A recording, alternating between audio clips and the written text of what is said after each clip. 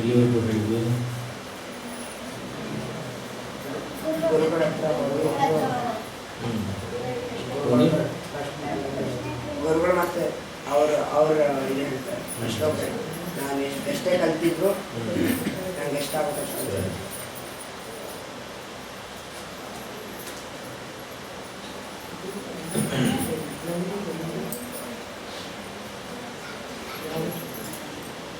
ಗೋವಿಂದ ಭಗವತ್ಪಾದಾಚಾರ್ಯರು ಶಂಕರರ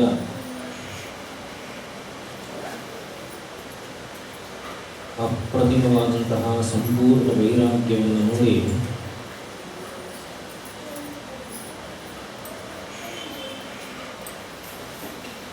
ಯಾವುದೋ ಒಂದು ಕಾಲ ಮತ್ತು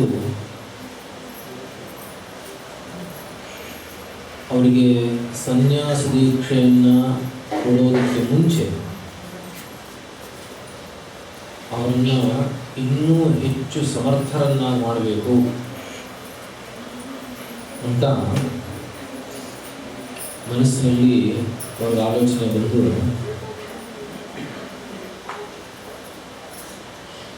ಈಗಲೇ ಸದ್ಯಕ್ಕೆ ಸನ್ಯಾಸ ಅಂತ ಬೇಡ, ಆಗಲಿ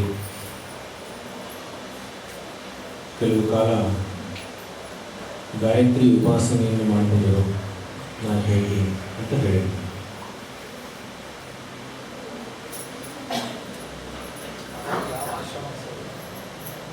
ಇಲ್ಲ, ಆಪತ್ ಸನ್ಯಾಸ ಅಂತಾನೆ.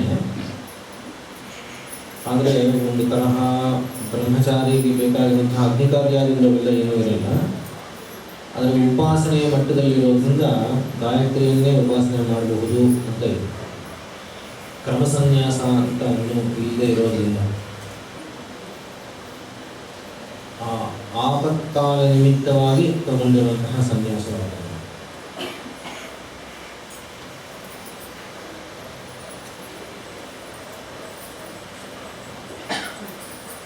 ಸರಿ.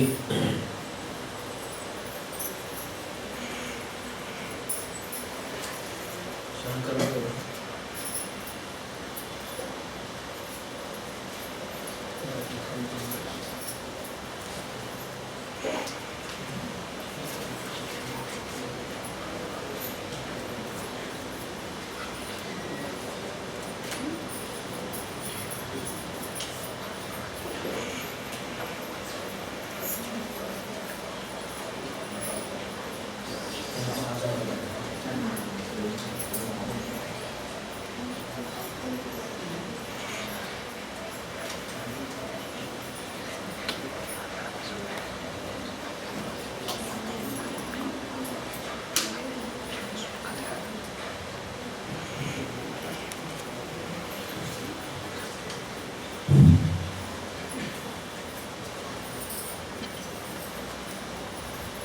ಶಂಕರರು ಗಾಯತ್ರಿ ಉಪಾಸನೆಯನ್ನು ಮಾಡ್ತಾ ಇದ್ದಾರೆ. ಗಾಯತ್ರಿ ಉಪಾಸನೆ ಅಂದ್ರೇ ಬಹಳ ಬಹಳ ದೊಡ್ಡದು, ಬಹಳ ದೊಡ್ಡದು. ಅದಕ್ಕೆ ಅದನ್ನು ಬ್ರಹ್ಮೋಪದೇಶ ಅಂತ ಕೂಡ ಹೇಳ್ತಾರೆ.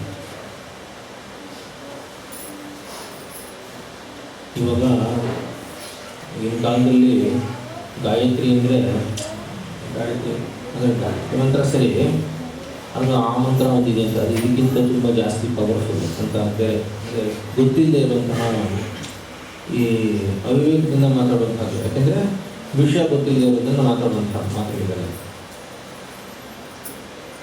ಹಾಗೆಲ್ಲ ಯಾವುದೂ ಇಲ್ಲ. ಎಲ್ಲ ಮಂತ್ರಗಳಿಗೂ ಮೂಲ ಗಾಯತ್ರಿ ಅಂದರೆ. ಇನ್ನಿಂಥ ಮಂತ್ರವಾಗಿರಲಿ, ರಾಮನ ಮಂತ್ರ ಇರ್ಬೋದು, ವಿಷ್ಣುಗಿರ್ಬೋದು, ನಾರಾಯಣಗಿರ್ಬೋದು, ನರಸಿಂಹಂಗಿರ್ಬೋದು, ಶಿವಿದ್ಯೆ ಇರ್ಬೋದು, ಗಣಪತಿ ಇರ್ಬೋದು, ಸ್ಕಂದ, ಏನು ಬೇಕಾದ್ರೂ ಇರ್ಬೋದು. ಈ ಮಂತ್ರವಿಲ್ಲದೆ ಅದೇನು ಕೆಲಸ ಮಾಡಲ್ಲ. ಅಂದರೆ ಅದರಲ್ಲೂ ಬ್ರಾಹ್ಮಣನಾದವನಿಗೆ ಉಪನಯನ ಆಗಿದ್ದರೆ ಅವನು ಎಷ್ಟೇ ದೊಡ್ಡವನಾಗಿರಲಿ, ಗಾಯತ್ರಿಯನ್ನು ಮಾಡದೆ ಅದನ್ನು ಮಾಡಿದ್ರೆ ಏನು 0 ಫಲ, ಕೆಲಸನೇ ಮಾಡೋದು.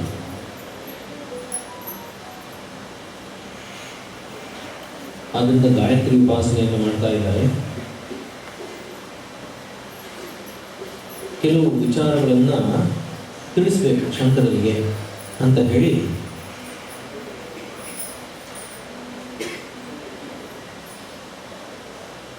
ಸೃಷ್ಟಿ ಕ್ರಮವನ್ನು ತಿಳಿಸ್ತಾರೆ. ಏನು ಸೃಷ್ಟಿ ಕ್ರಮ ಅಂದರೆ ನಿಮಗೆಲ್ಲ ಗೊತ್ತು.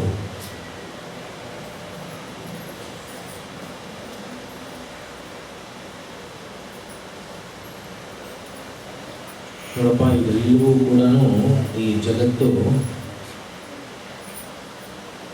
ಸೃಷ್ಟಿಯಾಗಿರುವಂತಹದ್ದು ಬ್ರಹ್ಮದಿಂದ, ಬ್ರಹ್ಮನಿಂದ ಅಲ್ಲ, ಬ್ರಹ್ಮದಿಂದ.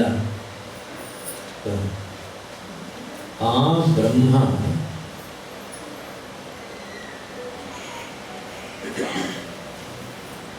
ಇದಕ್ಕೆ ಮೂಲ ಕಾರಣ.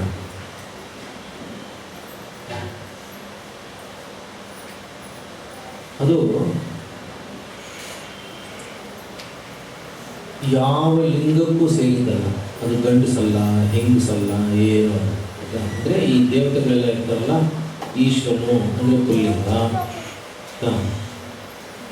ಪಾರ್ವತಿ ಅಂದರೆ ಸ್ತ್ರೀಲಿಂಗ, ಹೀಗೆಲ್ಲ ಇರ್ತಾರೆ. ನಾರಾಯಣ ಅಂದರೆ ಪುಲ್ಲಿಂಗ, ಮಹಾಲಕ್ಷ್ಮಿ ಅಂದರೆ ಸ್ತ್ರೀಲಿಂಗ, ಹೀಗಿರ್ತಲ್ಲ. ಆ ತರಹ ಲಿಂಗಕ್ಕೆ ಒಳಪಟ್ಟವನಲ್ಲ ಅದು.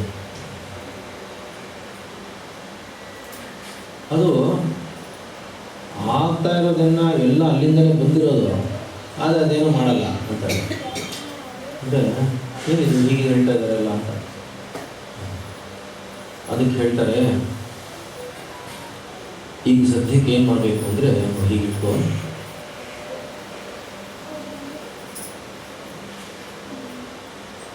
ಈ ಪೃಥ್ವಿ ಅಪ್ಪಿನಿಂದ ಬಂತು, ಅಪ್ಪು ಅಗ್ನಿಯಿಂದ, ಅಗ್ನಿ ವಾಯುವಿನಿಂದ, ವಾಯು ಆಕಾಶದಿಂದ ಬಂತು, ಆಕಾಶ ಆತ್ಮದಿಂದ ಬಂತು ಅಂತ ಹೇಳಿದ್ರು. ಈ ರೂಪ ತಾಳೋದಕ್ಕೆ ಏನೋ ಒಂದು ಕ್ರಮ ಇರಬೇಕಲ್ಲ, ಅದು ಏನು ಕ್ರಮ ಅಂತ ಕೇಳ್ತಾರೆ. ಅದಕ್ಕೆ ಅವ್ರು ಹೇಳ್ತಾರೆ, ನೋಡು,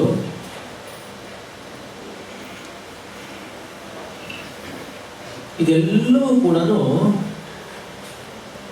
ಈಶ್ವರನಿಂದ ಬಂದಿದ್ದು, ಆಯ್ತಾ? ಆ ಈಶ್ವರನಿಗೆ ಶಾಸ್ತ್ರದಲ್ಲಿ ಹಿರಣ್ಯಗರ್ಭ ಅಂತ ಹೆಸರು. ಆ ಹಿರಣ್ಯಗರ್ಭನಿಗೆ ಬ್ರಹ್ಮ ದೀರ್ಘ ಹಾಗೂ ಹೆಸರುಂಟು. ಅವನು ಪುಂ ದೇವತೆ, ಪುಂ ಅಂದರೆ ಗಂಡು ದೇವತೆ. ಅವನೇ ಚತುರ್ಮುಖ ಬ್ರಹ್ಮ ಅಂತ ಕೂಡ ಕರೀತಾರೆ. ಆದರೆ ಅವನಿಗೆ ಈ ತರಹ ಸ್ಥೂಲ ರೂಪ ಇಲ್ಲ. ಅವನಿಗೆ ಸ್ಥೂಲ ರೂಪ ಇಲ್ಲ. ಅವನು ಸೂಕ್ಷ್ಮ. ಹೇಗೆ ಅಂದರೆ, ಈ ಪರಬ್ರಹ್ಮ ಇದೆಯಲ್ಲ, ಯಾವಾಗ ಸೃಷ್ಟಿ ಆಗಬೇಕು ಅಂತ ಇರುತ್ತೋ ಆಗ ಭೂಮಿರಾಪೋ ಅನಲೋ ವಾಯು ಖಂ ಮನೋ ಬುದ್ಧಿರೇವ ಚ ಅಹಂಕಾರ ಇದೀಯಂ ಮೇ ಭಿನ್ನ ಪ್ರಕೃತಿರಷ್ಟಥ ಅಂತ ಅಷ್ಟಧ ಪ್ರಕೃತಿ ಅಂತ ಕರೀತಾರೆ. ಏನಪ್ಪ ಅಂದರೆ, ಈ ಜಗತ್ತಲ್ಲೂ ಹೇಗಿತ್ತು ಅಂದರೆ ಸೂಕ್ಷ್ಮ ರೂಪದಲ್ಲಿತ್ತು. ಹೇಗಿತ್ತು ಅಂದರೆ, ಅದೇ ನೀನು ನೋಡಿದೆಯಲ್ಲ, ಒಂದು ಆಲದ ಮರದ ಹಣ್ಣೊಳಗಡೆ ಏನಿತ್ತು? ಬೀಜ. ಆ ಬೀಜ ಒಳಗಡೆ ಹೇಗಿತ್ತು? ಏನೂ ಇರಲಿಲ್ಲ. ಬೀಜ ಏನಾದರೂ ಕಾಣಿಸ್ತಾ ಇತ್ತು ಹಣ್ಣೊಳಗೆ. ಬೀಜ ತೆಗೆದ್ರೆ ಏನೂ ಕಾಣಿಸ್ಲಿಲ್ಲ, ಏನೂ ಇಲ್ಲ. ಆದರೆ ಅಲ್ಲ, ಏನು ಇಲ್ಲದೆ ಇಷ್ಟು ದೊಡ್ಡ ಮರ ಹೇಗೆ ಬಂತು ಅಂತ ಕೇಳಿದ್ರೆ, ಈ ಮರನೇ ಅದರಲ್ಲಿ ಬೀಜದೊಳಗೆ ಹೇಗಿತ್ತು? ಅವ್ಯಕ್ತವಾಗಿತ್ತು. ಹೇಗಿತ್ತು? ಇನ್ನೊಂದ್ಸಲ ಹೇಳಿ. ಅವ್ಯಕ್ತವಾಗಿತ್ತು. ಕಣ್ಣು ಕಾಣಿಸದೆ ಸೂಕ್ಷ್ಮ ರೂಪದಲ್ಲಿ ಇದ್ದು. ಆಮೇಲೆ ಏನಾಯಿತು ಅಂದರೆ ಆ ಅಷ್ಟಧಾ ಪ್ರಕೃತಿಯಿಂದ ಒಂದು ಕ್ರಿಯೆ ಶುರುವಾಗಬೇಕು ಅಲ್ವಾ? ಕ್ರಿಯೆ. ಆ ಕ್ರಿಯೆ ಹಿಂದೆ ಇರುವಂತಹ ಶಕ್ತಿ ಯಾವುದಪ್ಪ ಅಂದರೆ ಪ್ರಾಣ. ಆಯ್ತಾ? ಈ ಅಷ್ಟಧಾ ಪ್ರಕೃತಿಯ ಜೊತೆ ಈ ಚೇತನವನ್ನು ಸೇರ್ಕೋಬೇಕು, ಪ್ರಾಣಶಕ್ತಿ. ಸೇರಿಕೊಂಡಾಗ ಏನಾಯಿತು, ಹಿಂಗೆ ಗುಳ್ಗುಳ್ಗುಳ್ಗುಳ್ಗುಳ್ಗುಳ್ಕಂತ ಶುರುವಾಯಿತು, ಆ್ಯಕ್ಟಿವಿಟಿ ಶುರು. ಆಯಿತಾ? ಆವಾಗ ಏನಾಯಿತು, ಮನಸ್ಸು ಬುದ್ಧಿಗಳು ಹೊರಗಡೆ ಬಂತು.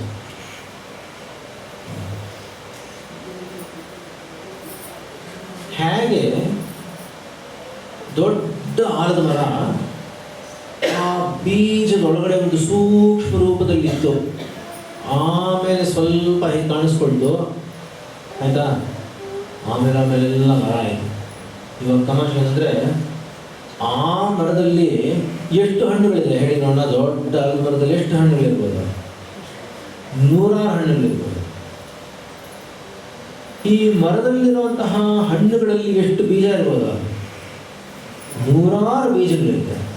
ಆ ಬೀಜಗಳಲ್ಲೂ ಮರ ಇದೆ ಅಲ್ವಾ? ಅಂದರೆ ಮುಂದಕ್ಕೆ ಬರುವಂತಹ ಮರಗಳಲ್ಲೂ ಈಗಾಗಲೇ ಮರದಲ್ಲಿರುವಂತಹ ಹಣ್ಣುಗಳ ಒಳಗಡೆ ಇರುವಂತಹ ಬೀಜಗಳಲ್ಲಿ ಕೂಡ ಸೂಕ್ಷ್ಮ ರೂಪದಲ್ಲಿ ಮರಗಳಿದೆ. ಹೌದಾ? ಅಂದರೆ ಏನಾಯಿತು, ಇದು ಕೊನೆ ಇಲ್ಲ ಮೊದಲಿಲ್ಲ, ಆಗ್ತಾನೆ ಇರುತ್ತೆ ಅಂತ ಆಗೋಯ್ತು ಅಲ್ವಾ? ಹಾಗೆ ನೋಡಿದ್ರೆ ಮುಂಚೆ ಈ ಪ್ರಾಣದ ಜೊತೆ ಸೇರಿಕೊಂಡು ಈ ಮನಸ್ಸು ಬುದ್ಧಿಗಳು ಹೊರಗಡೆ ಬಂದ ಮೇಲೆ ಅದರಲ್ಲಿ ತನ್ಮಾತ್ರೆಗಳು ಅಂತ ಬರುತ್ತೆ. ಆಯಿತಾ? ಮಹತ್ತು, ಬುದ್ಧಿ, ಅಹಂಕಾರ, ತನ್ಮಾತ್ರೆಗಳು. ತನ್ಮಾತ್ರ ಅಂದರೆ ಏನಪ್ಪ ಅಂದರೆ ಶಬ್ದ, ಸ್ಪರ್ಶ, ರೂಪ, ರಸ, ಗಂಧ. ಆಯಿತಾ? ಈ ಶಬ್ದ, ಸ್ಪರ್ಶ, ರೂಪ, ರಸ, ಗಂಧಗಳು ಬಂದಿರ್ತಲ್ಲ,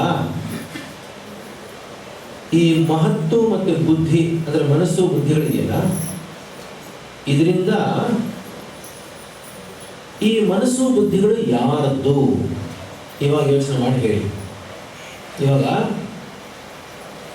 ಹೇಗೆ ಮರದಲ್ಲಿರುವಂತಹ ಎಲ್ಲ ಹಣ್ಣುಗಳು ಕೂಡ ಒಂದು ಬೀಜದಿಂದ ತಾನೇ ಬಂದಿರೋದು? ಬಂದಿದೆಯಲ್ವಾ? ಸಾವಿರಾರು ಎಲೆಗಳು, 100 ಟೊಂಗೆಗಳು, ಆಯಿತಾ? 100 ಸಾವಿರಾರು ಹಣ್ಣುಗಳು, ಅದರಲ್ಲಿರೋ ಬೀಜಗಳು ಎಲ್ಲವೂ ಕೂಡ ಎಷ್ಟೋ ಕಾಲ, ಎಷ್ಟೋ ಸಾವಿರಾರು ಲಕ್ಷಗಟ್ಟಲೆ ಹಣ್ಣುಗಳು ಬರ್ತಾನೆ ಇರುತ್ತೆ. ಎಲ್ಲವೂ ಕೂಡ ಒಂದು ಬೀಜದಿಂದ ಬಂದಿದೆ ಅಲ್ವಾ?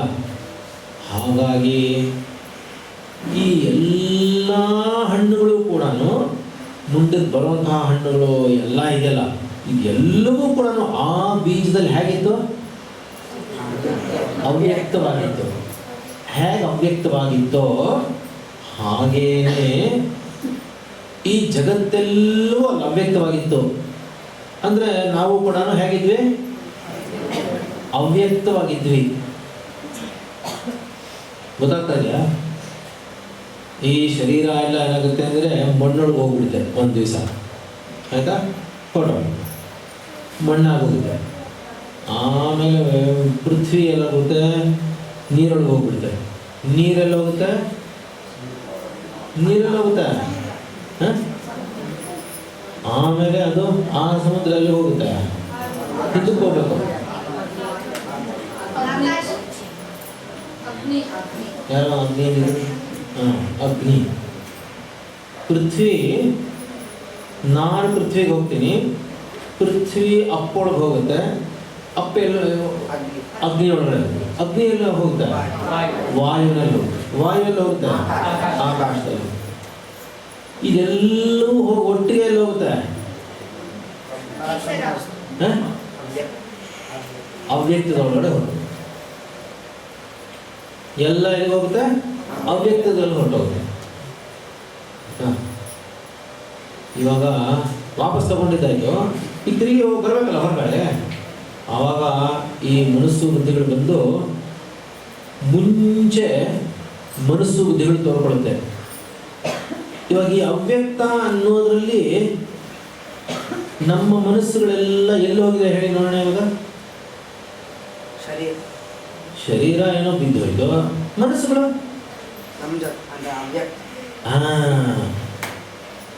ನಮ್ಮ ಮನಸ್ಸು ಬುದ್ಧಿಗಳು ಕೂಡ ಆ ಅವ್ಯಕ್ತದಲ್ಲೇ ಸೇರಿಕೊಂಡಿದೆ.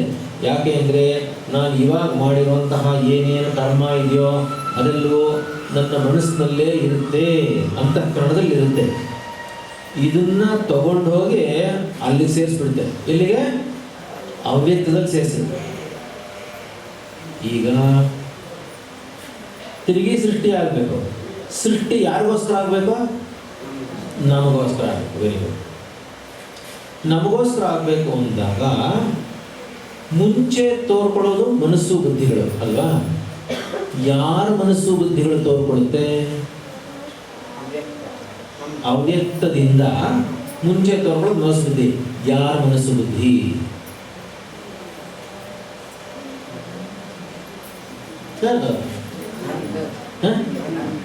ನಿಂದ ನಿನ್ ಮಾತ್ರ ತಗೊಳಕ? ಅದೇ ಅವ್ಯಕ್ತದಿಂದ ಹೊರಗಡೆ ತೋರ್ಕೊಳ್ಳುತ್ತೆ. ಎಲ್ಲರ ಮನಸ್ಸು ಬುದ್ಧಿಗಳು ತೋರ್ಕೊಳ್ಳುತ್ತೆ. ಆಯ್ತಾ? ನನ್ನ ಮನಸ್ಸು ಬುದ್ಧಿ ಅಂದಾಗ ಅದನ್ನ ವ್ಯಷ್ಟಿ ಅಂತ ಕರಿತೀವಿ. ಏನಂತ ಹೇಳ್ತೇವೆ? ಏನೊಂದ್ಸಲ ಎಲ್ಲರ ಮನಸ್ಸು ಬುದ್ಧಿಗಳನ್ನ ಸೇರಿಸಿದಾಗ ಏನಂತ ಕರಿತೀವಿ? ಎಲ್ಲರ ಮನಸ್ಸು ಬುದ್ಧಿಗಳು ಸೇರಿಸಿದಾಗ ಸಮಷ್ಟಿ. ಏನಂತ ಹೇಳ್ತೀವಿ? ಸಮಷ್ಟಿ. ಇದು ವ್ಯಷ್ಟಿ. ಎಲ್ಲರದ್ದು ಸೇರಿಸಿದಾಗ ಪ್ರಳಯ ಆಗುತ್ತಲ್ಲ, ಅವಾಗ ನಾವು ಮಾತ್ರ ಹೋಗಿರ್ತೀವಿ, ಮಿದ್ದವರೆಲ್ಲ ಇಲ್ಲೇ ಇರ್ತಾರೆ ಅಂತಿಲ್ಲ. ಎಲ್ಲ ಹೊರಟೋಗುತ್ತೆ, ಪ್ರಪಂಚನೂ ಹೊರಟೋಗುತ್ತೆ, ಎಲ್ಲ ಹೊರಟೋಗುತ್ತೆ. ಆದ್ದರಿಂದ ಎಲ್ಲರೂ ಅಲ್ಲಿರ್ತೀವಿ. ಎಲ್ಲಿರ್ತೀವಿ? ಒಟ್ಟಿಗೆ ಅವ್ಯಕ್ತದಲ್ಲಿ ಇರ್ತೀವಿ. ಹೊರಗೆ ಬಂದಾಗ ನಮ್ಮೆಲ್ಲರ ಮನಸ್ಸು ಬುದ್ಧಿಗಳು ತೋರ್ಕೊಳ್ಳುತ್ತೆ. ಆಯ್ತಾ? ಈಗ ಈ ಮಧ್ಯ ಮಾತಾಡ್ತಾರೆ,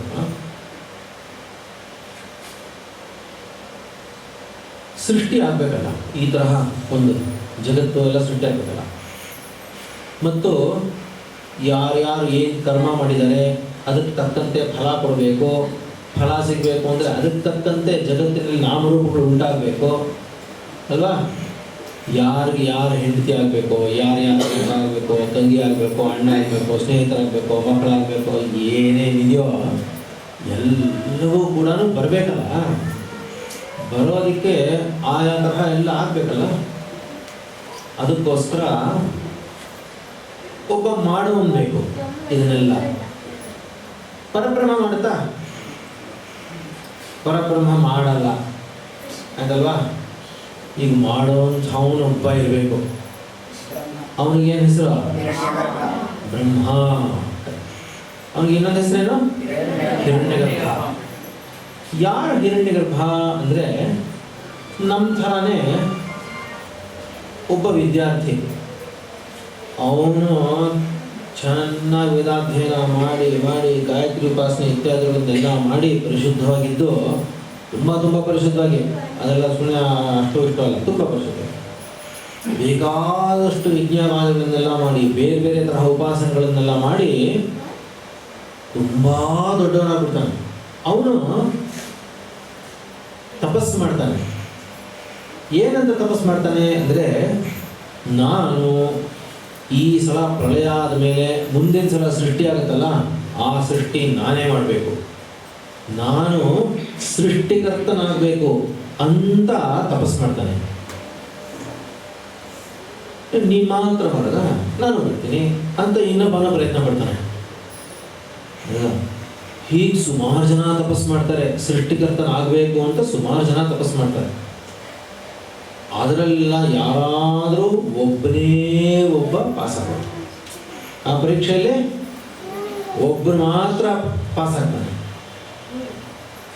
ಅವನಿಗೆ ಅತ್ಯಂತ ಪರಿಶುದ್ಧನಾಗಬೇಕು, ಅತ್ಯಂತ ಪರಿಶುದ್ಧನಾಗಿರ್ಬೇಕು.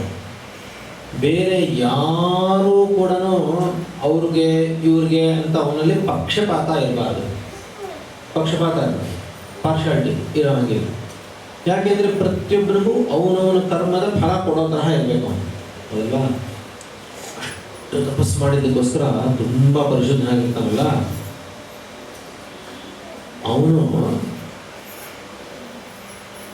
ಈ ಸಮಷ್ಟಿ ಬುದ್ಧಿ ಸಮಷ್ಟಿ ಮನಸ್ಸಿರುತ್ತಲ್ಲ ಇದ್ರ ಮುಖಾಂತರ ತೋರ್ಕೋತಾನೆ. ಅಂದರೆ ಏನು ಅಂದರೆ ಅವನೇ ಎಲ್ಲರ ಸಮಷ್ಟಿ ಮನಸ್ಸು ಸಮಷ್ಟಿ ಬುದ್ಧಿ. ಅಂದ್ರೆ ಏನು ಗೊತ್ತಾ? ಅದೊಂದು ದೊಡ್ಡದು. ಹೇಗೆಂದರೆ ಇವಾಗ ಇವನ ಮನಸ್ಸಿದೆ, ಅವನ ಮನಸ್ಸಿದೆ, ಅವನ ಮನಸ್ಸು ನಿನ್ನ ಮನಸ್ಸು ಎಲ್ಲ ಇದೆ. ತಪಸ್ಸು ಮಾಡ್ತಾ ಮಾಡ್ತಾ ಮಾಡ್ತಾ ಮಾಡ್ತಾ ಹೇಗೆ ತಪಸ್ಸು ಮಾಡ್ತಾನೆ ಅಂದರೆ ಒಳಗಡೆ ಇರುವಂತಹ ಈ ಮನಸ್ಸು ಬುದ್ಧಿಗಳು ಕೂಡ ನಾನೇನೆ, ಅಲ್ಲಿರುವಂಥದ್ದು ನಾನೇ, ಅಲ್ಲಿರುವಂತಹ ಮನಸ್ಸು ಬುದ್ಧಿಗಳು ನಾನೇ. ಈ ಯಾವ್ಯಾವ ಮನಸ್ಸು ಬುದ್ಧಿಗಳು ಅನ್ನದಿಂದ ಆಗಿದೆಯೋ ಈ ಅನ್ನವೆಲ್ಲ ನಾನೇ, ಇದೆಲ್ಲ ಯಾವ ಪೃಥ್ವಿಯಿಂದ ಆಗಿದೆಯೋ ಅದೆಲ್ಲ ನಾನೇ ಅಂತ ಆ ತರಹ ತಪಸ್ಸು ಮಾಡ್ತಾನೆ. ಸುಮ್ಮನೆ ಈ ಪೃಥ್ವಿ ಎಲ್ಲ ನಾನೇ, ಈ ಪೃಥ್ವಿ ಎಲ್ಲ ನಾನೇ, ಈ ಮನಸ್ಸು ಬುದ್ಧಿಗಳು ನಾನೇ ಅಂತ ಎಣಿಸ್ಕೊಂಡು ಮಾತ್ರ ಹೇಳೋದಲ್ಲ, ತತ್ವ ತಿಳ್ಕೊಂಡು ಮಾಡ್ತಾನೆ. ಹಾಗಾಗಿ ಅವನಿಗೆ ಎಲ್ಲರ ಮನಸ್ಸಲ್ಲೂ ನಡೀತಾ ಇರುವಂತಹ ಕ್ರಿಯೆ ಏನೇ ನಿಜ ಕರ್ಮಗಳೆಲ್ಲ ಅವನಿಗೆ ಗೊತ್ತಿರುತ್ತೆ. ಗೊತ್ತಾಗ್ತಾ ಇದೆಯಾ? ಬೇಗ ಒಂದು ಕಥೆ ಹೇಳ್ತಿದ್ರು. ಸದಾಶಿವ ಬ್ರಹ್ಮೇಂದ್ರರು ಅಂತ ಇದ್ರು ಆಯ್ತಾ? ಮಹಾಸಿದ್ಧ ಪುರುಷರು, ಕೆಲವು ವರ್ಷಗಳ ಹಿಂದೆ ಇದ್ರು. ಅವರು ಮಹಾತಪಸ್ಸರು, ಒಳ್ಳೆ ಯೋಗಿಗಳು. ಅವ್ರೇನು ಮಾಡಿದ್ರು, ಒಂದು ಸಲ ಮನೆಯಲ್ಲಿದ್ದರು, ದೊಡ್ಡ ಮನೆ, ಬೇಕಾದಷ್ಟು ಜನ ನೆಂಟರು ಇಷ್ಟರು ಎಲ್ಲ ಇದ್ರು, ಬಂಧುಗಳು, ಮಕ್ಕಳು ಇದ್ರು, ಎಲ್ಲ ನಿಂತರ ಎಲ್ಲ ಚಿಕ್ಕ ಚಿಕ್ಕ ಚಿಕ್ಕ ಚಿಕ್ಕ ಮಕ್ಕಳೆಲ್ಲ ಇದ್ರು ಮನೆಯಲ್ಲಿ. ಅಲ್ಲಿ ಒಂದು ಜಾತ್ರೆ ನಡೀತು ಆ ಊರಲ್ಲಿ. ಜಾತ್ರೆ ನಡೆದ್ರೆ ಅವ್ರು ಹೇಳಿದ್ರು, ದೊಡ್ಡವರೆಲ್ಲ ಏನು ಮಾಡಿದ್ರು, ಮಕ್ಕಳನ್ನೆಲ್ಲ ಈ ತಾತ ಇದ್ದಾರೆ, ಯಾರು ಸದಾಶಿವ ಬ್ರಹ್ಮೇಂದ್ರ ತಾಯಿ ಇದ್ದಾರೆ ಅಂದ್ಬಿಟ್ಟು ಅವ್ರ ಹತ್ರ ಬಿಟ್ಬಿಟ್ಟು ಎಲ್ಲರೂ ಜಾತ್ರೆಗೆ ಹೋಗೋರು. ಹಾಗೆ ತಾನಪ್ಪ, ಇವ್ರು ಹೋಗ್ಬೇಕು ಅಂದರೆ ಯಾರ ಹತ್ರ ಬಿಡ್ತಾರೆ ಮಕ್ಕಳನ್ನ? ಅಜ್ಜಿ ತಾತ ಹತ್ರ ಬಿಟ್ಬಿಟ್ಟು ಅಲ್ವಾ? ಸದಾಶಿವ ಬ್ರಹ್ಮೇಂದ್ರರು ತಪಸ್ಸುಗಳಾದ್ರಿಂದ ಅವ್ರ ಪಾಠಕ್ಕೆ ಹೋಗಿದ್ರು. ಈಗ ಅವ್ರ ಪಾಠಕ್ಕೆ ಹೋಗಿದ್ರೆ ಆಗಿದೆಯಾ, ಈ ಮಕ್ಕಳನ್ನ ಆಟ ಆಡಿಸ್ಬೇಕು, ಸಮಾಧಾನ ಮಾಡಬೇಕು, ಏನೂ ಇಲ್ಲ, ಅವ್ರ ಪಾಠ ಅವ್ರು ಸುಮ್ಮನಿದ್ರು. ಇವರು ಕಾಟ ತಡೆಯೋಕ್ಕಾಗಲಿಲ್ಲ, ತುಂಬ ಚೇಷ್ಟೆ ಮಾಡ್ತಾಯಿದ್ರು. ಏನು ಅಂದರೆ, ನೋಡಿ ತಾತ, ನಾವು ಜಾತ್ರೆಗೆ ಹೋಗ್ಬೇಕು ಅಂತ ಎಷ್ಟು ಆಸೆ ಇತ್ತು, ಈ ಅಪ್ಪ ಅಮ್ಮ ನಮ್ಮನ್ನೆಲ್ಲನೂ ಮೋಸ ಮಾಡಿಬಿಟ್ಟು ಏನೋ ಕಥೆ ಹೇಳ್ಬಿಟ್ಟು ನಮ್ಮನ್ನೆಲ್ಲ ಇಲ್ಲೇ ಬಿಟ್ಬಿಟ್ಟು ಅವ್ರು ಮಾತ್ರ ಹೊರಟೋಗಿದ್ದಾರೆ. ಸ್ವಲ್ಪ ಹೊತ್ತು ನೋಡಿದ್ರು, ಇವ್ರು ಗಲಾಟೆ ತಡೆಯೋಕ್ಕಾಗ್ತಾಯಿಲ್ಲ, ಅವ್ರು ಏಕಾಂತಕ್ಕೆ ಭಂಗ ಆಗ್ತಾಯಿತ್ತು.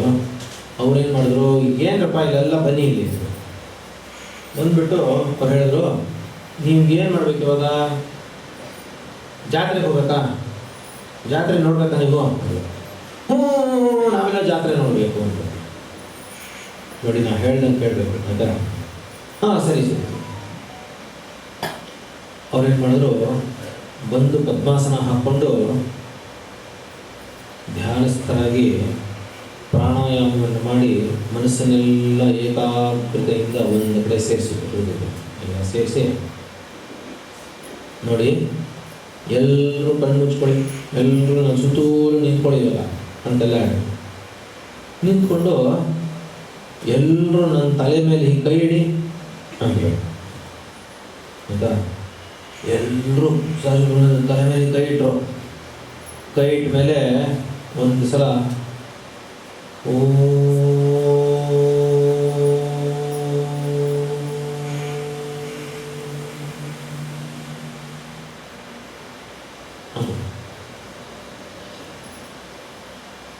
ಯಾರು ಕಣ್ ತೆಗಿಬಾರ್ದು ಅಂತ ಹೇಳಿ ಯಾರು ಕಣ್ ತೆಗಿಲ್ಲ, ಎಲ್ಲರೂ ತಲೆ ಮೇಲೆ ಕೈ ಇಟ್ಟಿದ್ದಾರೆ ಆಯಿತಾ?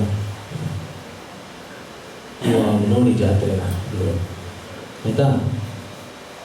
ಏನು ತಮಾಷೆ ಅಂದರೆ, ಎಷ್ಟೋ ಎಲ್ಲ ಮಕ್ಕಳಿದಾರಲ್ಲ, ಒಬ್ಬ ಹೇಳ್ದ ಕಣ್ಣು ಮುಚ್ಕೊಂಡಿದ್ದಾರೆ ಎಲ್ಲ ಮಕ್ಕಳು, ಸದಾಶಿವ ಬ್ರಹ್ಮೇಂದ್ರರು ಕಣ್ಣು ಮುಚ್ಕೊಂಡಿದ್ದಾರೆ. ಅವ್ರ ತಲೆಯ ಮೇಲೆ ಕೈ ಇಟ್ಟಿದ್ದೆ ಅಲ್ಲೆಲ್ಲೋ ಜಾತ್ರೆ ಆಗ್ತಾ ಇರೋದೆಲ್ಲ ಈ ಮಕ್ಕಳು ಕಣ್ಣು ಮುಚ್ಕೊಂಡಿದಾರಲ್ಲ ಅವ್ರಿಗೆಲ್ಲ ಕಾಣ್ತಾ ಇದೆ. ಆಯ್ತಾ? ನಮ್ಮಪ್ಪ ನೋಡೋ ಏನೋ ತಿಂಡಿ ತಿಂತಾ ಇದ್ದಾರೆ ಅಂತ ಒಬ್ಬ, ನಮ್ಮಮ್ಮ ನೋಡೋ ಅವ್ರಿಗೆ ಸೀರೆ ಕೊಡಿಸ್ತಾ ಇದ್ದಾರೆ ಅಂತ ಇನ್ನೊಬ್ಬ. ಆಯ್ತಾ? ಒಬ್ಬೊಬ್ಬಂಗೂ ಕೂಡ ಅವ್ರ ತಂದೆ ತಾಯಂದ್ರು ಎಲ್ಲಿ ಓಡಾಡ್ತಾ ಇದ್ದಾರೆ, ಏನು ಮಾಡ್ತಾ ಇದ್ದಾರೆ, ಏನು ಕೊಂಡ್ಕೋತಾ ಇದ್ದಾರೆ, ತಿಂತಾ ಇದ್ದಾರೆ, ಎಲ್ಲ ಕಾಣ್ತಾ ಇದೆ ಅವ್ರಿಗೆ. ಗೊತ್ತಾಗ್ತದೆ ನಿಮಗೆ? ಅಂದರೆ ನಿಜವಾಗಲೂ ನಾವು ತಪಸ್ಸು ಮಾಡಿದ್ರೆ ಎಲ್ಲರ ಹೃದಯದಲ್ಲೂ ನಡೀತಾ ಇರುವಂತಹ ವಿಷಯಗಳು ಚೆನ್ನಾಗಿ ಸ್ಪಷ್ಟವಾಗಿ ಗೊತ್ತಾಗುತ್ತೆ. ಸದಾಶಿವ ಬ್ರಹ್ಮೇಂದ್ರರಿಗೆ ಅಷ್ಟು ಗೊತ್ತಿತ್ತು ಅಂದರೆ ಇನ್ನು ಹಿರಣ್ಯಗರ್ಭನಿಗೆ ಹೇಳಿರ್ಬೋದು. ಯೋಚನೆ ಮಾಡಿ, ಹಿರಣ್ಯಗರ್ಭನಿಗೆ ಸೃಷ್ಟಿಯಲ್ಲಿ ಎಷ್ಟು ಜೀವರಾಶಿಗಳಿದೆಯೋ ಎಲ್ಲ ಜೀವರಾಶಿಗಳಲ್ಲೂ ಏನೇನು ನಡೀತಾ ಇದೆ ಅಂತ ಗೊತ್ತಿಲ್ಲ ಅವರಿಗೆ. ಅಷ್ಟು ತಪಸ್ಸು ಮಾಡಿದ್ದ. ಅಷ್ಟು ತಪಸ್ಸು ಮಾಡಬೇಕು, ತುಂಬ ಕಷ್ಟ ಅಂತಲ್ಲ. ಆದ್ದರಿಂದ ಅವನೇನು ಮಾಡಿದ್ದ ಅಂದರೆ, ಜಿರಳೆ ಇದ್ದರೆ ಜಿರಳೆಯ ಮನಸ್ಸಲ್ಲಿರೋದು ನಾನೇ, ಹಲ್ಲಿ ಇದ್ದರೆ ಹಲ್ಲಿ ಮನಸ್ಸಲ್ಲಿರೋದು ನಾನೇ, ಅಲ್ಲಿವರೆಗೂ ಹೋಗ್ಬಿಟ್ಟಿದ್ದ. ಹಾಗಾಗಿ ಆನೆ, ಕುರಿ, ಹಂದಿ, ಕುದುರೆ, ನಾಯಿ, ಹಸು ಏನೇನಿದೆಯೋ ಎಲ್ಲ ಜೀವರಾಶಿಗಳು ಅಲ್ಲಿ ಏನು ನಡಿಬೇಕು, ಯಾರು ಯಾವ ಕರ್ಮ ಮಾಡಿದ್ದಾರೆ, ಯಾರಿಗೇನು ಜನ್ಮ ಆಗಬೇಕು ಎಲ್ಲ ಅವನ ತಲೆಯಲ್ಲಿ. ಆದ್ದರಿಂದ ಎಲ್ಲರ ಮನಸ್ಸು ಅವನ ಆಕಾರ, ಅದು ಅವನೇ ಆಗಿದ್ದ. ಆಯ್ತಾ? ಅದಕ್ಕೆ ಶಂಕರರು ಕೇಳಿದ್ರು, ಹಾಗಾದರೆ ಅವನು ಪ್ರಥಮ ಜೀವಿನ, ಅವನು ಪ್ರಥಮ ಜೀವ ಅವನೇನಾ ಅಂತ ಕೇಳಿದ್ರು. ಹೌದು, ಅವನನ್ನೇ ಪ್ರಥಮ ಜೀವಿ ಅಂತ ಕರೆಯೋದು. ಆಮೇಲೆ ಏನು ಮಾಡ್ದ, ಈ ಶಬ್ದ ಸ್ಪರ್ಶ ರೂಪರಸ ಗಂಧ ಇತ್ತಲ್ಲ, ಅದೆಲ್ಲ ಸೂಕ್ಷ್ಮ ಅಲ್ವಾ, ಕಾಣಲ್ಲ. ಶಬ್ದ ಸ್ಪರ್ಶ ರೂಪರಸಗಳು ಕಾಣಲ್ಲ, ತನ್ಮಾತ್ರೆಗಳು ಕಾಣಲ್ಲ. ಆ ತನ್ಮಾತ್ರೆಗಳಲ್ಲಿ ಪ್ರಾಣದ ಜೊತೆ ಸೇರ್ತು. ಆಯ್ತಾ? ಪ್ರಾಣದ ಜೊತೆ ಸೇರಿದ ಮೇಲೆ ಶಬ್ದ ಅನ್ನುವಂತಹ ತನ್ಮಾತ್ರದಿಂದ ಆಕಾಶ ಬಂತು. ಹಾಗೇನೆ ಒಂದೊಂದಾಗಿ ಬಂತು, ಎಲ್ಲ ಪಂಚಭೂತಗಳು ಬಂತು. ಗೊತ್ತಾಯ್ತಾ? ಇದನ್ನ ಪಂಚೀಕರಣ ಅಂತ ಕರೀತಾರೆ. ಏನ್ ಕರೀತಾರೆ? ಪಂಚೀಕರಣ ಅಲ್ವಾ? ಅಲ್ಲಿಗೇನಾಯ್ತು, ಆಕಾಶ, ವಾಯುವಿನಲ್ಲಿ ಆಕಾಶ ಮತ್ತು ವಾಯು ಇದೆ. ಅಗ್ನಿಯಲ್ಲಿ ಆಕಾಶನೂ ಇದೆ, ವಾಯುನೂ ಇದೆ, ಅಗ್ನಿನೂ ಇದೆ. ಹಾಗೇನೆ ನೀರಲ್ಲಿ ಆಕಾಶ, ವಾಯು, ಅಗ್ನಿ, ಜಲ. ಪೃಥ್ವಿಯಲ್ಲಿ ಆಕಾಶ, ವಾಯು, ಜಲ, ಅಗ್ನಿ, ಜಲ, ಪೃಥ್ವಿ. ಅಷ್ಟು ಹೀಗೆ ಸೃಷ್ಟಿ ಮಾಡಿ ಆಮೇಲೆ ಅವನ ಕೆಲಸ ಮುಗಿದೋಯ್ತು. ಹೀಗೆ ಬಂದವನಿದಾನಲ್ಲ ಪಂಚಭೂತಗಳು ಅಂತ ಆಯ್ತಲ್ಲ, ಈ ಪಂಚಮಹಾಭೂತಗಳು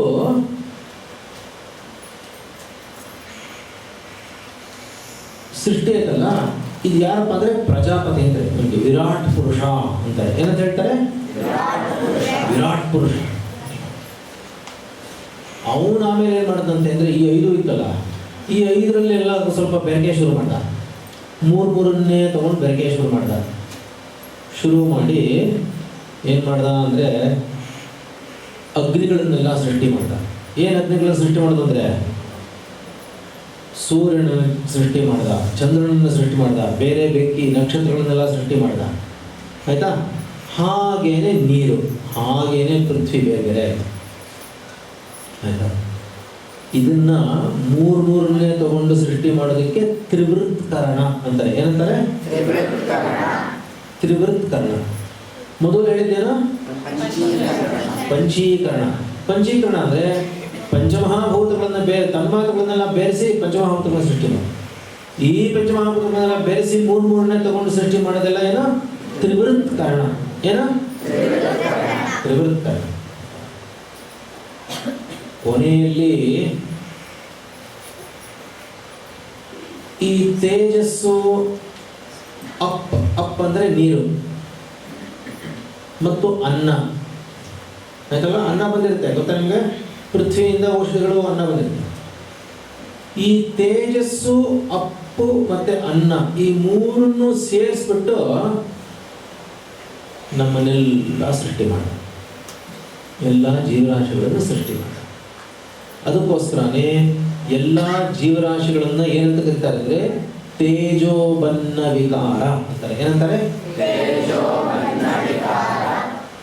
ತೇಜಸ್ ಅಪ್ ಅನ್ನ ಅನ್ನೋದನ್ನ ತೇಜೋಬನ್ನ ಅಂತಾರೆ. ಇವಾಗ ಅರ್ಥ ಆಯ್ತಾ? ತೇಜಸ್ ಅಪ್ ಸಂಧಿ ಅಂತಲೂ ತೇಜೋಬನ್ನ ಅಂತಾರೆ. ತೇಜೋಬನ್ನ ವಿಕಾರ ಅಂತ. ಅವ್ಯಕ್ತ ಅನ್ನೋದು ನಿಜವಾಗ್ಲೂ ಇರೋವಂಥ ವಸ್ತುನ ಅಥವಾ ವ್ಯಕ್ತವಾಗದೇ ಇರೋವಂಥ ಸ್ಟೇಟ್ಗೆ ಅವ್ಯಕ್ತ? ವ್ಯಕ್ತವಾಗದೇ ಇರೋದಕ್ಕೆ ಅವ್ಯಕ್ತ. ಅಲ್ಲ, ಅವ್ಯಕ್ತ ಅನ್ನೋದು ಇಲ್ಲ ಅಂದರೆ ಇಲ್ಲ ಅಂದರೆ ಎಲ್ಲ ನಾವು ಎಲ್ಲ ಸೇರಿಕೊಂಡು ಜೀವರು ಮನಸ್ಸು ಬುದ್ಧಿಗಳೆಲ್ಲ ಅವ್ಯಕ್ತದಲ್ಲಿ ಸೇರ್ಕೊಳ್ಳುತ್ತೆ ಅಂತ. ಸುಶುದ್ಧಿ ನೀನು ಹೇಗಿದೆಯಪ್ಪ?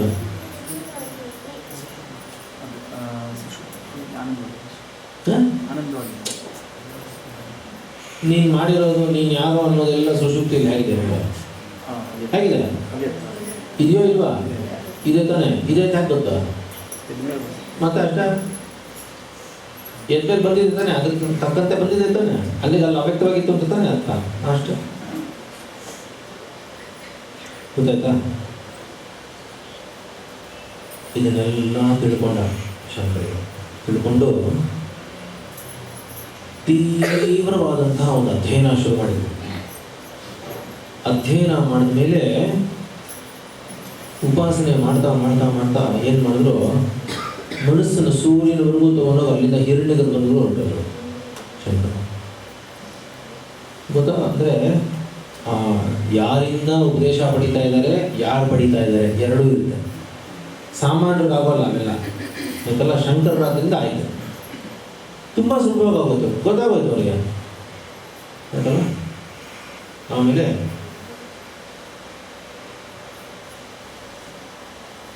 ನೋಡು, ಜಾಗ್ರತ್, ಸ್ವಪ್ನ, ಸುಷುಪ್ತಿ ಅಂತ ಇದೆ ಅದಲ್ವಾ. ಇದನ್ನ ಅವಸ್ಥಾತ್ರಯ ಅಂತ ಕರೀತಾರೆ ಅಂತೆಲ್ಲ ಎಲ್ಲ ಹೇಳಿದ್ರು. ಅವಸ್ಥಾತ್ರಯವೆಲ್ಲ ಹೇಳಿದ್ರು.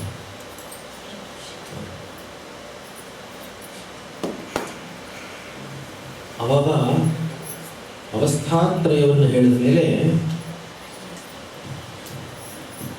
ನೋಡು, ಇದನ್ನಿಷ್ಟನ್ನು ತಿಳ್ಕೊಳ್ಳೋದು ಒಂದಾದರೆ ಈ ಜಗತ್ತಿಗೂ ಶರೀರಕ್ಕೂ ಒಂದು ಅವಿನಾಭಾವ ಸಂಬಂಧ ಇದೆ.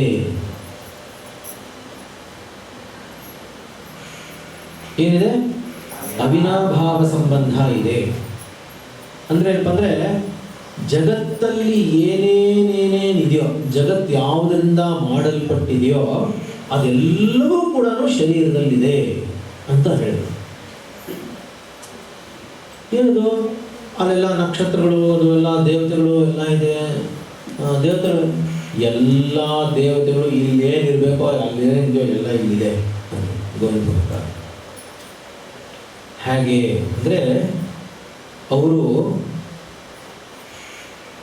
ಹೇಳಿದ್ರು, ಈ ಷಟ್ಚಕ್ರಗಳು ಅಂತ ಇದೆ ಶರೀರದಲ್ಲಿ, ಅದನ್ನು ಮೇರು ಅಂತ ಕರೀತಾರೆ. ಒಂದೊಂದು ಚಕ್ರಕ್ಕೂ ಕೂಡ ಅದರದೇ ಆದಂತಹ ಒಂದು ಅಧಿದೇವತೆ ಇದೆ. ಅದು ಒಂದೊಂದು ವ್ಯಾಹೃತಿ, ಅದಕ್ಕೆ ಅಧಿಷ್ಠಾನ. ಭೂಹು ಅಂದರೆ ಮೂಲಾಧಾರ, ಭುವಃ ಅಂದರೆ ಸ್ವಾಧಿಷ್ಠಾನ, ಸುವಃ ಅಂದರೆ ಮಣಿಪುರ. ಹೀಗೆ ಹೇಳ್ಕೊಂಡು ಎಲ್ಲ ಅವರು ಹೇಳ್ತಾ ಇದ್ದಾರೆ ಅಲ್ವಾ. ಹೇಳಿದ್ರೆ ಅವ್ರು ಹೇಳ್ತಾ ಇದ್ದಾರೆ. ಅವ್ರು ಹೇಳ್ತಾ ಹೇಳ್ತಾ ಹೇಳ್ತಾ ಆಜ್ಞಾಚಕ್ರದಲ್ಲಿ ಹೀಗಿರ್ತಾನೆ, ಹೇಳ್ತಾನೆ ಪರಮೇಶ್ವರನ್ ಇರ್ತಾನೆ ಅಂತ ಎಲ್ಲ ಹೇಳ್ತಾ ಇದ್ದಾರೆ. ಆಜ್ಞಾಚಕ್ರದವರೆಗೂ 5, ಆಜ್ಞಾಚಕ್ರ 6, ಸಹಸ್ರಾರ 7 ಆಯಿತಾ. ಇಲ್ಲಿವರೆಗೂ ಪಂಚಮಹಾಭೂತಗಳು ವಿಶುದ್ಧದವರೆಗೂ ಅಂತ ಹೇಳಿದ್ದಾರೆ. ಹಾಗೆ ತೀವ್ರ ಶೂನ್ಯ ಹಾಗೆ ಮರಣ ಮಾಡ್ತಾ ಇದ್ದಾರೆ ಬಾಲಶಂಕರರು. ಎಲ್ಲ ಮಾಡಿ ನೋಡು, ಈ ವ್ಯಾಹೃತಿಗಳಿಗೂ ಅದಕ್ಕೂ ಇದಕ್ಕೂ ಎಲ್ಲ ಕೂಡ ಒಂದು ಸಂಬಂಧ ಇದೆ. ಆದ್ದರಿಂದ ಆಯಾ ದೇವತೆಗಳು ಅಲ್ಲಲ್ಲಿ ಪ್ರತಿಷ್ಠಿತವಾಗಿದ್ದಾರೆ. ನಾನು ನಿಮಗೆ ಗೊತ್ತಿರಬೇಕು, ಎಲ್ಲ ಸಹಸ್ರನಾಮಗಳನ್ನೆಲ್ಲ ಗೊತ್ತಿರುತ್ತೆ. ಮೂಲಾಧಾರಾಂಬುಜಾರೂಢ ಪಂಚವಕ್ರಾಸ್ಥಿ ಸಂಸ್ಥಿತ ಸ್ವಾಧಿಷ್ಠಾನಾಂಬುಜಗದ ಚತುರ್ವಕ್ರ ಮನೋಹರ ಮಣಿಪೂರಾಬ್ಜ ನಿಲಯ ವದನತ್ರಯ ಸಂಯುತ ಅನಾಹತಾಬ್ಜ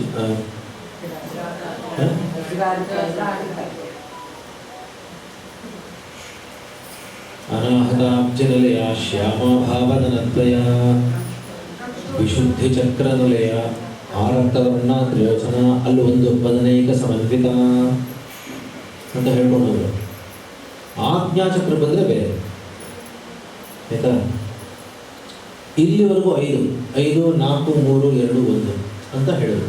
ಪಂಚಭೂತಗಳು ಅಲ್ಲೇ, ಆಮೇಲೆ ಅಹಂಕಾರ, ಆಮೇಲೆ ಪರಮಾತ್ಮನು ಅಂತ ಹೇಳ್ಕೊಂಡು ಸರಿ. ಎಲ್ಲ ಹೇಳಿದ್ಮೇಲೆ ಮುಂದಕ್ಕೆ ನೀನು ಇದನ್ನು ಕೇಳಿ ಸಾಧನೆ ಮುಂದುವರಿಸು ಅಂದರು. ಎಲ್ಲ ವಿಷಯ ತಿಳ್ಕೊಂಡು ಶಂಕರರು ಅವರ ಸಾಧನೆಯನ್ನು ಪ್ರಾರಂಭ ಮಾಡಿದರು. ಸಾಧನೆಯನ್ನು ಪ್ರಾರಂಭ ಮಾಡಿದಾಗ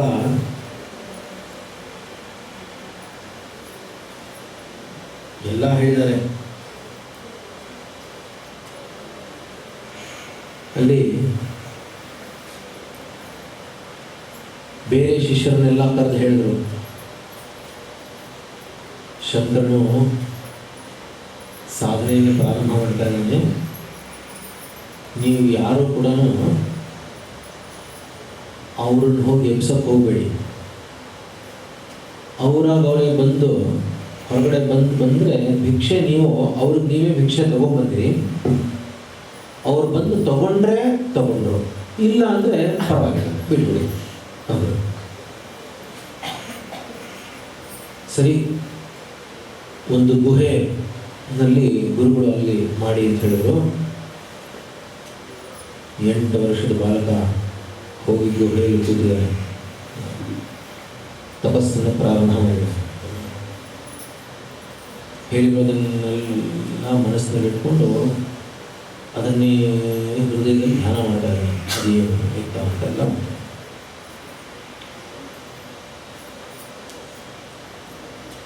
ಇವರೆಲ್ಲ ಹೋಗಿ ಭಿಕ್ಷೆ ತರೋರು.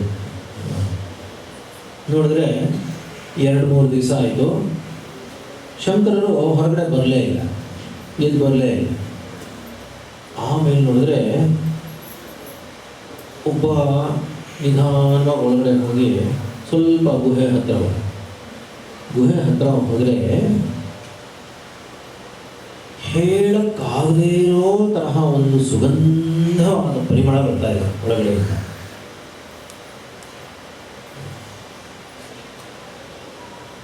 ಇದೇನಿದು ಇಷ್ಟು ವಿಚಿತ್ರವಾಗಿದೆಯಲ್ಲ ಅಂತೇಳಿ ಹತ್ರ ಹೋಗೋದಕ್ಕೆ ಭಯ. ವಾಪಸ್ ಬಂದು ಗುರುಗಳನ್ನು ಕೇಳಿದ್ರು, ಗುರುಗಳೇ ಅದೇನದು? ಆ ಗುಹೆಯಿಂದ ತುಂಬ ಒಳ್ಳೆ ಸುಗಂಧವಾದ ಪರಿಮಳ ಬರ್ತಾ ಇದೆಯಲ್ಲ, ಹೇಗೆ? ಗುರುಗಳು ಹೇಳಿದ್ರು, ಓ ಅದಾ, ಅವನು ಪೃಥ್ವಿ ಮಹಾಭೂತವನ್ನು ಜಯಿಸಿಬಿಟ್ಟಿದ್ದಾನೆ. ಪೃಥ್ವಿ ಮಹಾಭೂತವನ್ನು ಜಯಿಸಿದಾನೆ ಅಂದರೆ, ನಾನು ಅಂದಾಗ ನಮಗೇನಂತ ಅನ್ಸುತ್ತೆ, ನಾನು ಅಂದಾಗ ನಾವೇನಂತ ತೋರಿಸ್ತೀವಿ? ಇಷ್ಟನ್ನು ತೋರಿಸ್ತೀವಿ, ಇಷ್ಟೊಂದು ತೋರಿಸ್ಬಿಟ್ಟು ನಾನು ಅಂತೀವಿ. ಪೃಥ್ವಿ ಮಹಾಭೂತವನ್ನು ಜಯಿಸೋದು ಅಂದರೆ ನಾನು ಅಂದಾಗ ಇಡೀ ಪೃಥ್ವಿ ಮನಸ್ಸಿನಲ್ಲಿ ನಾನು ಅಂತ ಬಂದಿರುತ್ತೆ. ಇಡೀ ಪೃಥ್ವಿ ಹಾಗಿರುತ್ತೆ ತಪಸ್ಸು ಅಲ್ವಾ? ಆ ತಪಸ್ಸು, ಅದಕ್ಕೆ ಬೇಕಾಗಿರುವಂಥ ಅಧಿದೇವತೆ ಎಲ್ಲ ಬಂದ್ಬಿಟ್ಟಿರುತ್ತೆ. ಅಂದ್ರೇನು, ಭೂಹು ಅಂತ ಶುರು ಮಾಡಿದರೆ ಆ ಭೂಹು ಅನ್ನುವಂಥ ಕಡೆ ಏನೇನು ಆ ದೇವತೆ ಇದೆಯೋ ಅದು ಇದು ಎಲ್ಲ ಸೇರ್ಕೊಂಡ್ಬಿಟ್ಟು ಉಪಾಸನೆಯ ಮಟ್ಟದಲ್ಲಿ ಹೋದರೆ ಆವಾಗ ಹರಡುತ್ತೆ. ಹೇಗೆ ಹರಡುತ್ತೆ ಅಂದರೆ, ಅಲ್ಲಿರುವಂತಹ ಭೂಹು ನಾನೇ, ಅಲ್ಲಿರುವಂತಹ ಭೂಹು ಕೂಡ ನಾನೇ ಹೋಗುತ್ತೆ. ಭೂಹು ಯಾಕೆ ಅಂದರೆ ಹೇಳ್ತಾರೆ, ಗೋವಿಂದ ಭಗವಂತರು ಹೇಳಿರ್ತಾರೆ, ನೋಡು ನೀನು ಭೂ ಅಂತ ಹೇಳಿದ್ರೆ ಆ ದೇವತೆ ಇದೆಯಲ್ಲ,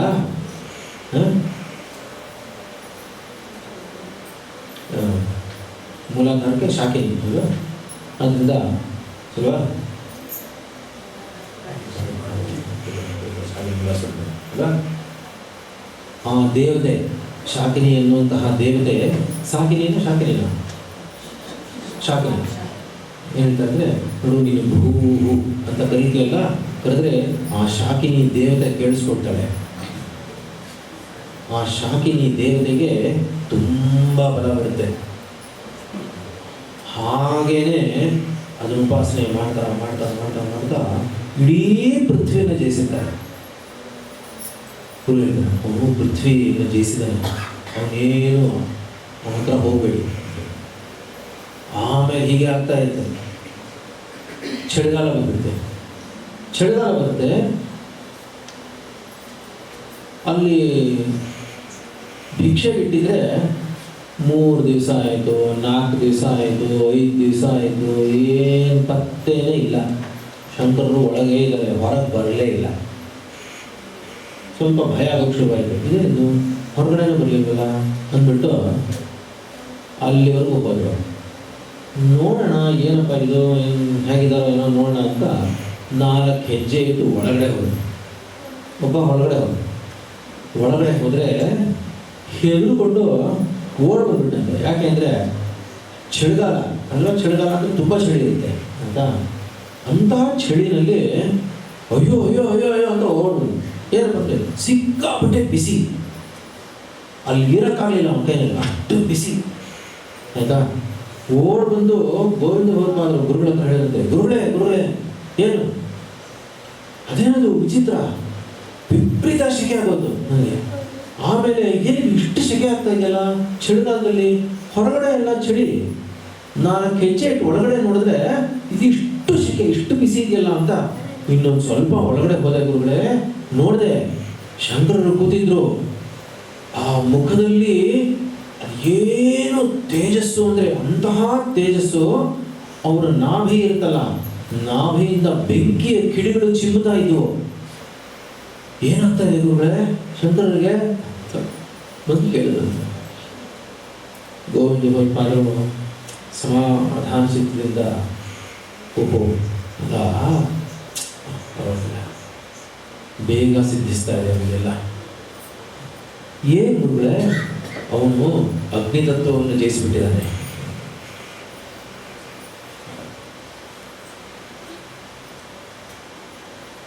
ಆಮೇಲೆ ಇನ್ನೊಂದು 4-5 ದಿವಸ ಆಯಿತು, ಬರಲೇ ಇಲ್ಲ. ಗೋವಿಂದ ಭಗವಂತನಿಗೆ ಸ್ವಲ್ಪ ಭಯ ಶುರು. ಏನಪ್ಪ ಅಂದರೆ ಅವನ ಮೂಲಾಧಾರದಿಂದ ಸ್ವಾಧಿಷ್ಠಾನ ಮಣಿಪುರ ಎಲ್ಲ ಮುಗಿಸ್ಕೊಂಡು ಹೋಗ್ತಾ ಇದ್ದಾನೆ. ಅನಾಹತ ವಿಶುದ್ಧದವರೆಗೂ ಬಂದ್ಬಿಟ್ಟಿದ್ದಾನೆ. ಇವಾಗ ಇನ್ನೊಂದು ಸ್ವಲ್ಪ ಏನಾದರೂ ಹೋಗಿ ಸಹಸ್ರಾರು ಕೂತ್ಕೊಂಡ್ಬಿಟ್ರೆ ಅವನು ಸಾಕ್ಷಾತ್ ಈಶ್ವರನೇ ಆಗೋಗ್ತಾನೆ. ಇವಾಗ ಸಾಧನೆ ಮೂಲಕ ಈಶ್ವರತ್ವವನ್ನು ತಲುಪಿಬಿಡ್ತಾನೆ. ಈಶ್ವರತ್ವವನ್ನು ತಲುಪಿಬಿಟ್ರೆ ಅವನಲ್ಲಿರುವಂಥ ಪ್ರವೃತ್ತಿ ಎಲ್ಲ ಹೊರಟೋಗುತ್ತೆ. ಈಶ್ವರನಿಗೆ ಪ್ರವೃತ್ತಿ ಇಲ್ಲ, ಈಶ್ವರನಿಗೆ ಪ್ರವೃತ್ತಿ ಇರೋದಿಲ್ಲ. ನಾನು ಮಾಡಬೇಕು, ನಾನು ತಿನ್ನಬೇಕು, ಈ ಕೆಲಸ ಇದೆ, ಅಲ್ಲಿಗೆ ಹೋಗ್ಬೇಕು, ಇಲ್ಲಿಗೆ ಹೋಗ್ಬೇಕು ಅಂತ ಈಶ್ವರನಿಗಿರಲ್ಲ. ಯಾರಿಗಿರುತ್ತೆ? ಯಾರಿಗಿರ್ತಪ್ಪ? ಅಲ್ಲಿಗೆ ಹೋಗ್ಬೇಕು, ಇದನ್ನು ಮಾಡಬೇಕು, ಅದು ತಿನ್ನಬೇಕು, ನಾನು ಇದನ್ನು ಓದಬೇಕು, ಯಾರಿಗಿರುತ್ತೆ? ಇದೆಲ್ಲ ನಮಗೆ, ಇದೆಲ್ಲ ನಮಗೆ. ಈಶ್ವರನಿಗೆಲ್ಲ ಇರೋದು ಅದಲ್ಲ. ಆದ್ದರಿಂದ ಈ ಶಂಕರರು ಏನಾದರೂ ಹೋಗಲ್ಲಿ ಈಶ್ವರತ್ವದಲ್ಲಿ ತಲುಪಿಟ್ರೆ, ಸಹಸ್ರಾರ್ಧದಲ್ಲಿ ತಲುಪಿಟ್ರೆ, ಆಮೇಲೆ ಈಶ್ವರನಾಗೋದ್ಮೇಲೆ ಆಮೇಲೆ ಏನು ಕೆಲಸ ಆಗೋಲ್ಲ. ಯಾವ ಕೆಲಸ ಸುಮ್ಮನೆ ಇರ್ತಾನೆ ಅಷ್ಟೇ, ಆನಂದವಾಗಿ ಇದ್ಬಿಡ್ತಾನೆ.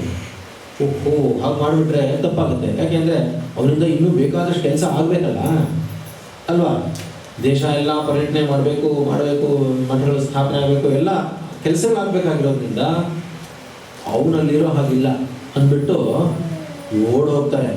ಗೋವಿಂದ ಭಗವಂತರು ಹೋಗಿ ಮೆಲ್ಲಗೆ ಹೋಗಿ ಅವರ ತಲೆಯ ಮೇಲೆ ಬಲಗೈಯನ್ನು ಇಡ್ತಾರೆ. ಬಲಗೈಯನ್ನು ಇಟ್ಟು ಹೇಳ್ತಾರೆ, ಶಂಕರ ಹೇಳಪ್ಪ, ಸಾಕು ಹೇಳಪ್ಪ,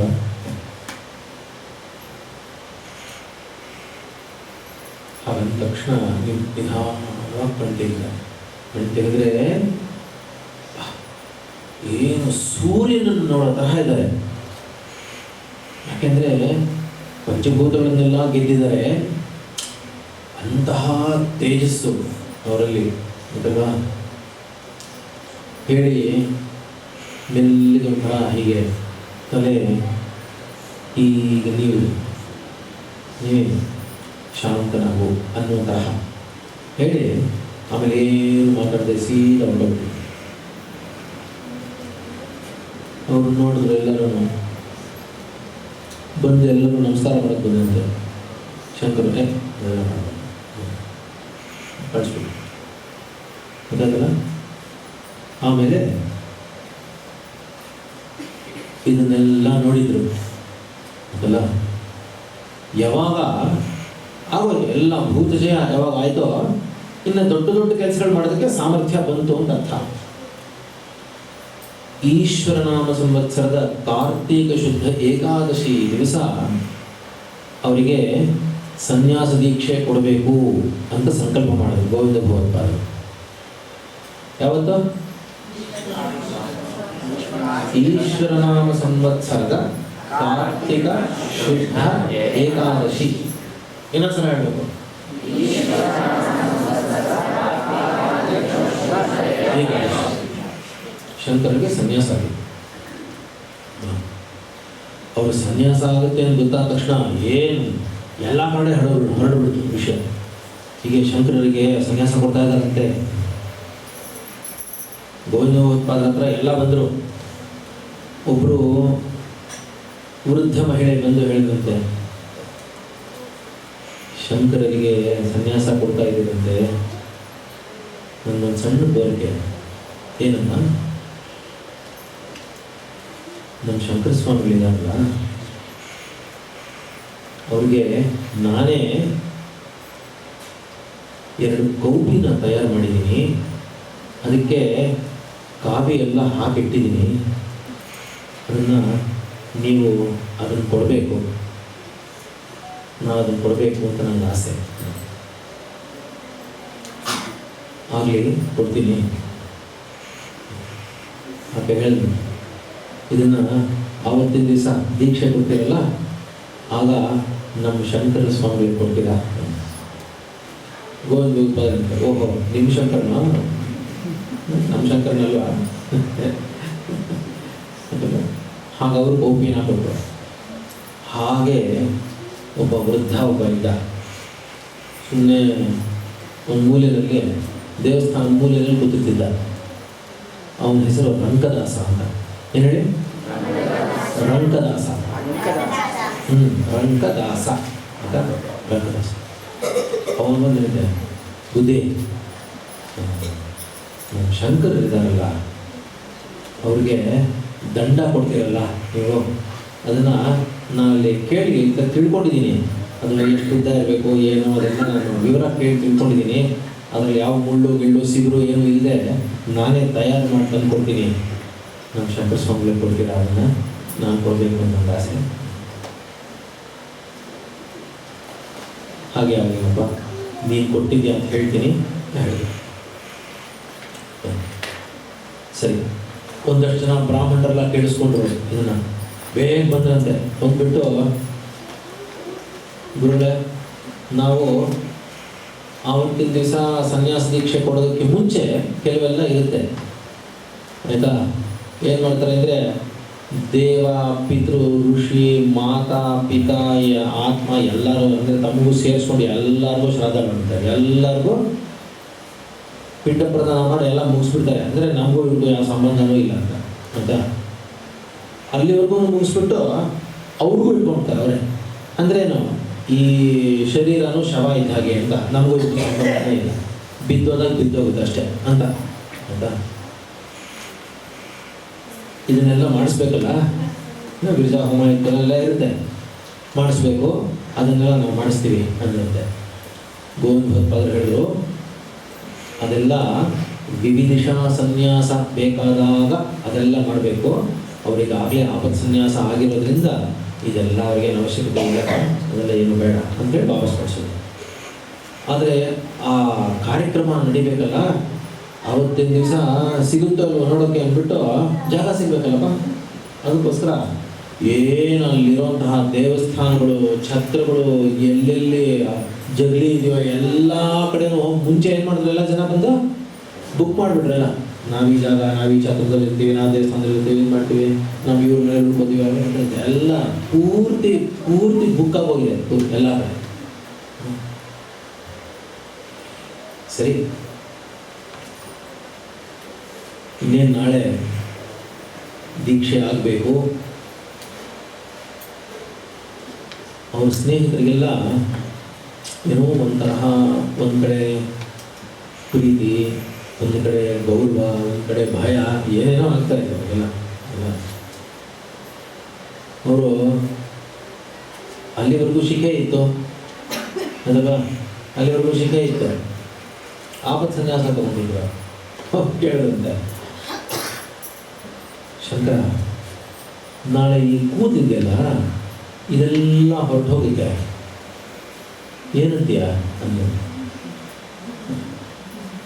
ಶಂಕರ ಅಂದ್ರೆ ಹೊರಟೋಗು ಅಂತ ಹೇಳ್ತೀನಿ.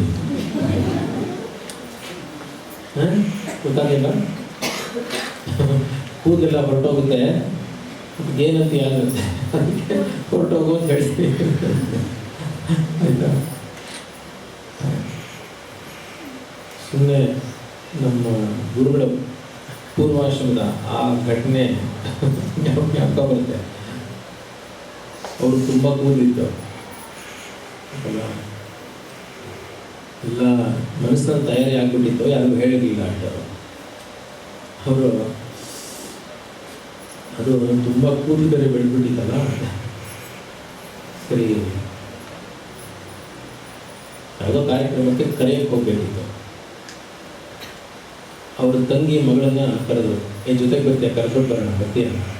ಅವರು ನಿನ್ನ ಜೊತೆ ನಾನು ಬರಲ್ಲ, ಒಳ್ಳೆ ಡ್ಯಾನ್ಸರ್ ಥರ ಇದೆ, ಇಷ್ಟು ಕೂದಲು ಇಟ್ಕೊಂಡಿದ್ದೆ, ನಾನು ಬರಲ್ಲ. ಅವರು ಬರುತ್ತೆ, ನಿಮ್ಗೆ ಗೊತ್ತಿಲ್ಲ, ಸುಮ್ಮನೆ ಈಗ ಸ್ವಲ್ಪ ದಿವಸ ಒಳ್ಳೆ ಹೇರ್ ಸ್ಟೈಲ್ ಬರುತ್ತೆ, ನಿಮ್ಗೆ ಗೊತ್ತಿಲ್ಲ ಇರೋ.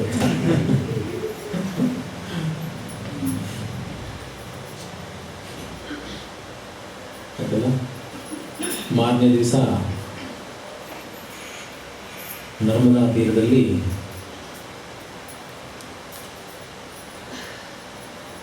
ಎಲ್ಲ ಏನೇನು ಮಾಡಬೇಕು ಪ್ರೇಷೋಚ್ಚಾರಣೆ ಎಲ್ಲ ಮಾಡಿಸಿ ಶಂಕರರು ಹೇಳಿದಂತೆ ಮಂತ್ರ ಸ್ವರದಲ್ಲಿ, ಮಧ್ಯಮದಲ್ಲಿ ಮತ್ತು ಉಚ್ಚ ಸ್ವರದಲ್ಲಿ ಹೇಳಬೇಕು ಅಂತ ಇದೆ. ಭೂಃ ಸಂನ್ಯಸ್ತಮಯ, ಭುವಃ ಸಂನ್ಯಸ್ತಮಯ, ಸುವಃ ಸಂನ್ಯಸ್ತಮಯ, ಭೂರ್ಭುವಃ ಸಂನ್ಯಸ್ತಮಯ ಅಂತ ಹೇಳಬೇಕು. ಶಂಕರರು ಹೇಳಿದರು.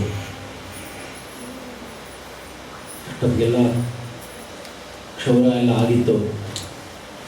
ಆ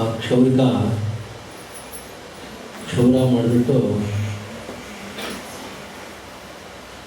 ಆ ಕೂದಲನ್ನು ಕಣ್ಣು ಹೊತ್ಕೊಂಡು ಜೋಪಾನವಾಗಿ ತಗೊಂಡು ದೂರ ಹೋಗಿ ಒಂದು ಮರದ ಅಡಿಯಲ್ಲಿ ಆ ಮಣ್ಣನ್ನೆಲ್ಲ ಅಗೆದು ಒಳಗಡೆ ಕೂದಲನ್ನು ಮುಚ್ಚಿಬಿಟ್ಟು ಕೈ ತೊಳ್ಕೊಂಡು ಆಮೇಲೆ ಸಾಷ್ಟಾಂಗ ನಮಸ್ಕಾರ ಶಂಕರಕ್ಕೆ ಕ್ಷೌರಿಕ